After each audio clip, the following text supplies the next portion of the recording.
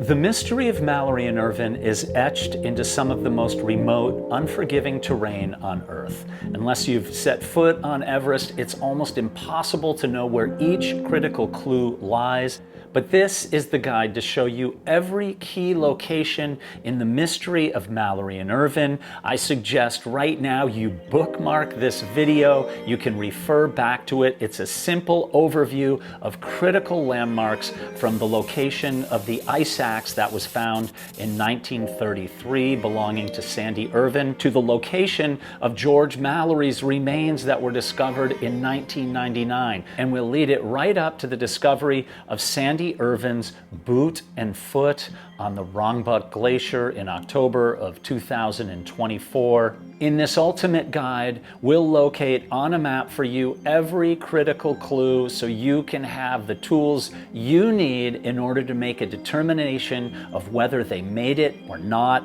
and what was the fate of George Mallory and Sandy Irvine. Mallory and Irvine set about for the summit early on June 8th, 1924 from their high camp, Camp 6. You can see on the map here where it was located. And although Mallory had implied for years that he intended to attempt the ridge route, there is no writing to suggest that he did or did not. One is not easier than the other. They are both devastatingly difficult, especially given the standards in 1924. All right, so now I am going to cut to this really great map that Jochen Hemleb made me the other day to show some of the key landmarks, if you will, in the overall mystery of Mallory and Irvine.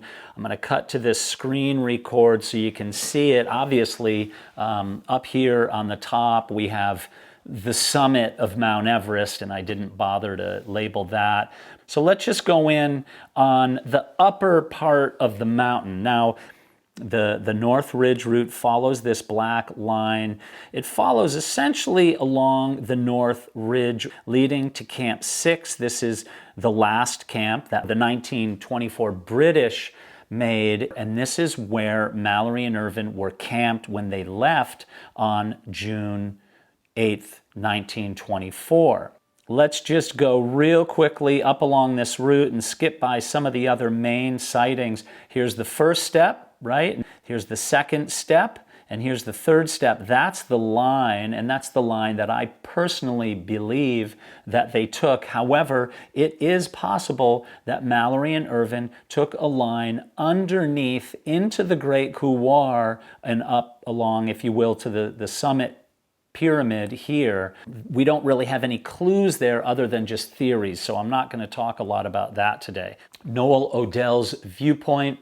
Noel Odell was one of the colleagues and one of the strongest climbers remaining on the 1924 expedition. Noel Odell was in a location between camps 5 and 6 on the mountain and a little bit east of that when he looked up on the ridge and spotted two lone figures surmounting the ridge moving toward the top. It has been hotly debated for 100 years exactly where Odell saw them. Were they above the first step? Were they above the second step? One needs to keep in mind that they didn't refer to a third step in 1924.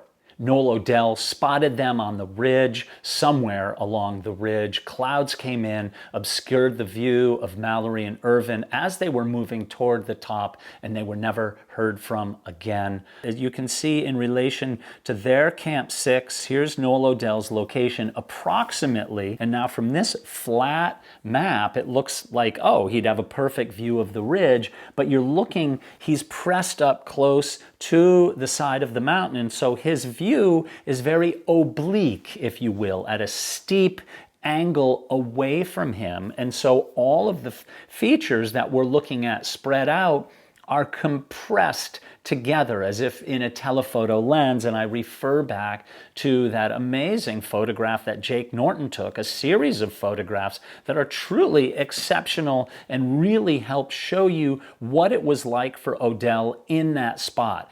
Was Odell able to see all three of the steps and the entire northeast ridge? Absolutely, he was. The only thing that would occlude his views would be the clouds that did come in and obscured the figures ultimately forever for him when he never saw them again. But he did have a good view of the entire ridge. However, there were clouds moving in. So how much of that ridge he saw, we don't absolutely know.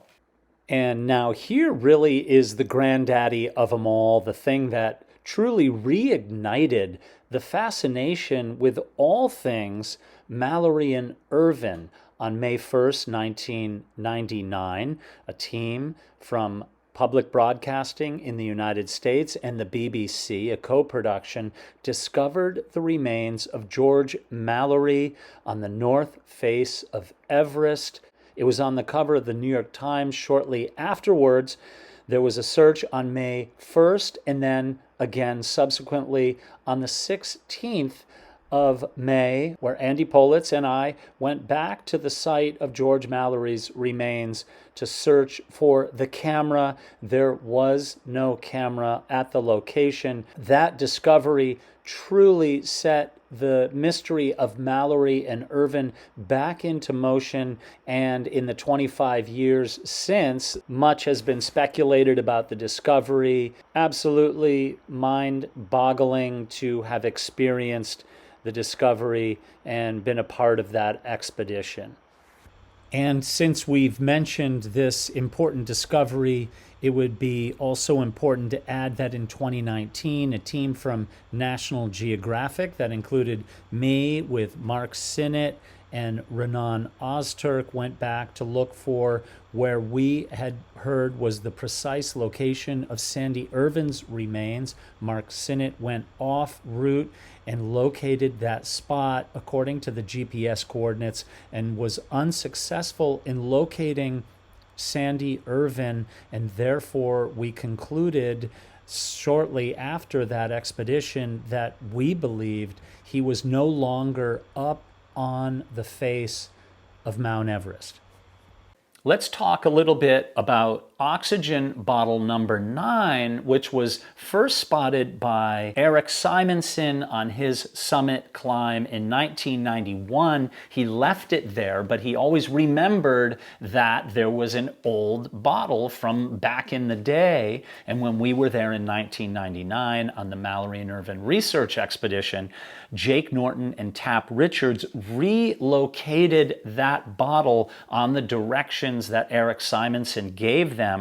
The bottle was moved a little bit, and the precise location of that bottle has essentially been garbled a little bit because they weren't making great notes to it. I think it was like, oh yeah, here's a bottle near the ridge.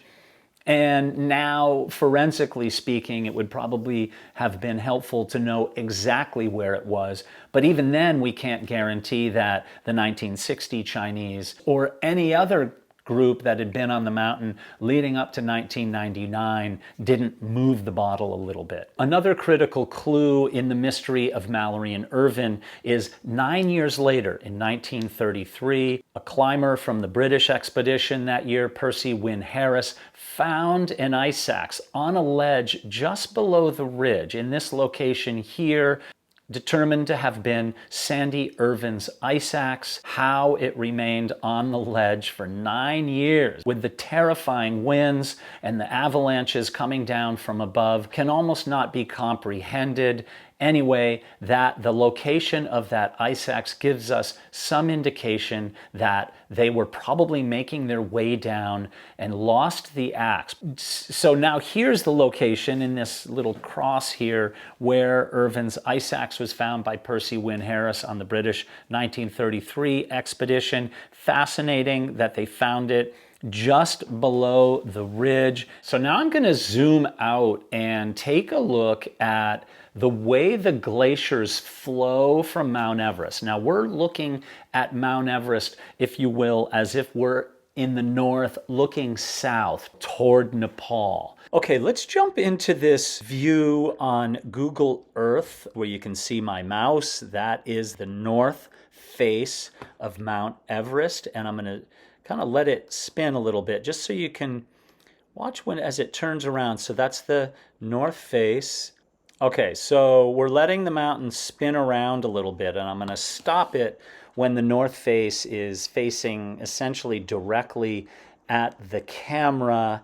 It's moving around. You can see this is the south side, the south route, the South Col. Now we're getting over to the north side of Mount Everest. It's slowing down. Come on, baby. You can do it.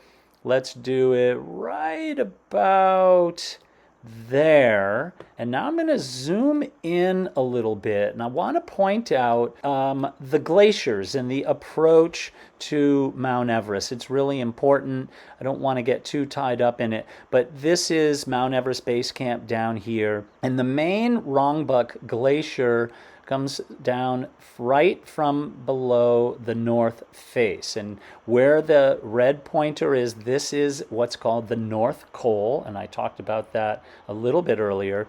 This is the East Rongbuk Glacier. This is where Mallory and Irvine climbed, and the 1924 British, the 33, the 38 British, and this is essentially the route up to the North Col, where really the clues to the mystery of Mallory and Irvine truly begin. The discovery of Mallory, and I'll show you an overview of the north face as well and the ridge.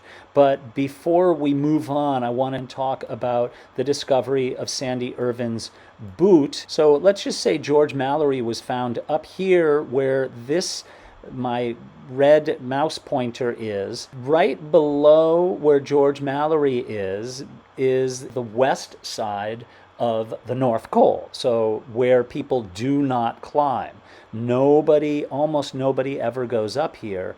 And Sandy Irvine's boot in October of 2024 was found, I would suggest, anywhere from in this area, potentially all the way down to here. They're not disclosing where it was for somewhat obvious reasons, but we would surmise, given the decades that the body or the foot has been there, that it would slowly move its way downhill. I'll refer you to my video where I go into more depth about where I think that foot was found, and I measure out the speed of the glacier, so I'll put the link to that video in there if you haven't seen it or not. But anyway, so imagine Sandy's boot in here.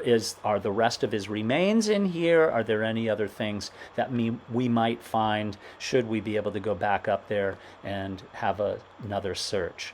That National Geographic crew is very likely creating a film about that now. We will eagerly await the release of that film and any more intel that we can get on the discovery of the boot, which really reignited the desire to find answers in the mystery of Mallory and Irvine. If you're enjoying this video, be sure to hit the subscribe button and the bell icon so you'll be notified the next time a video comes out. There's going to be a lot more about the mystery of Mallory and Irvine in the coming months, and I don't want you to miss it as well. We're going to be doing some live streams where I'm going to field questions from you so we can talk more in depth, and I want to hear what your thoughts are. So be sure to leave your thoughts in the comment section below, because the comment section is always an interesting place to hear what others are thinking.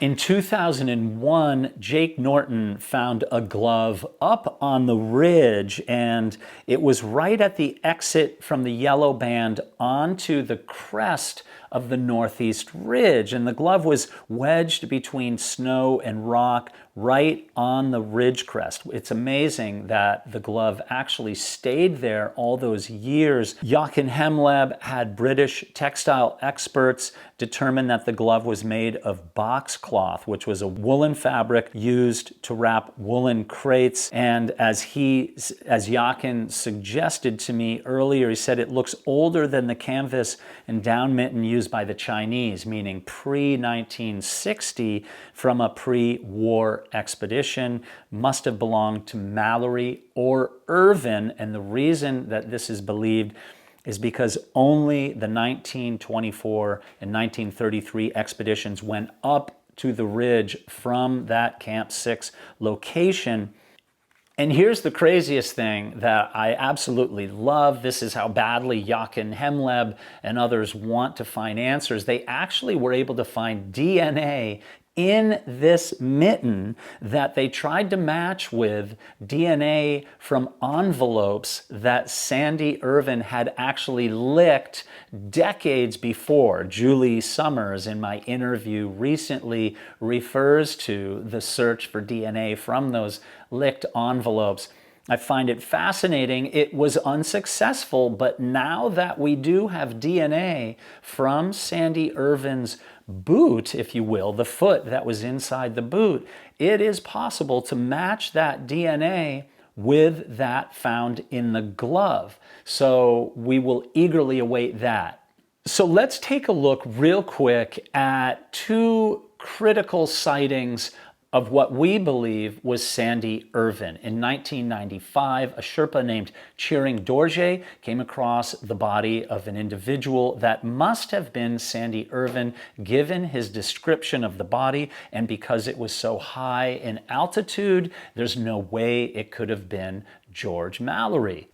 This other circle, as you move east or left along the ridge, is that in 1960, one of the climbers, Xu Jing, came across the body of an individual that was obviously not George Mallory, given the altitude that he referred to during that sighting. So that's something very important to understand. Now, another sighting that is understood took place in 1975. A climber named Wang who took a stroll outside of the 1975 Chinese Camp 6, where he came upon the remains of an individual that he called an Old English dead. Given the forensics and the research done at that, it is virtually certain that that was George Mallory that he saw and we discovered in 1999. So there you have it. There's a basic overview of the key elements of the mystery of Mallory and Irvine.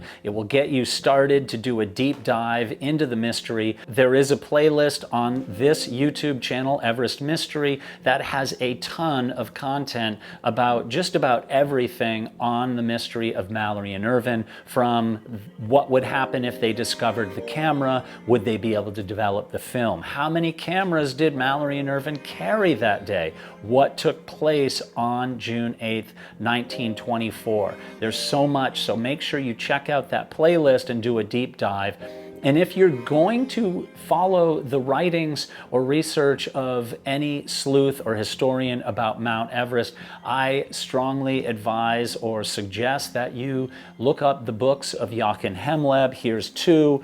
This is The Ghosts of Everest, and this is Detectives on Everest. These break down the 1999 and 2001 Everest expeditions to look for Mallory and Irvine. And then also Jake Norton. He has a blog that I'll link in the description here, very unbiased. And Jake Norton is also not afraid to confront the many lies and conspiracies that some individuals would like to continue spinning out there that actually do an immense disservice to the search for truth and answers to the mystery of Mallory and Irvine, because what it's done is lead people to believe a lot of things that never took place, that have to do with somebody's personal grievances, that there's no place for that. And in my opinion, I will just say, this is now my op-ed piece, that I suggest that you, as a human being who should be able to think for yourself, would be able to go and determine what's true and what's false. This is the mystery of Mallory and Irvine. It's meant to bring people together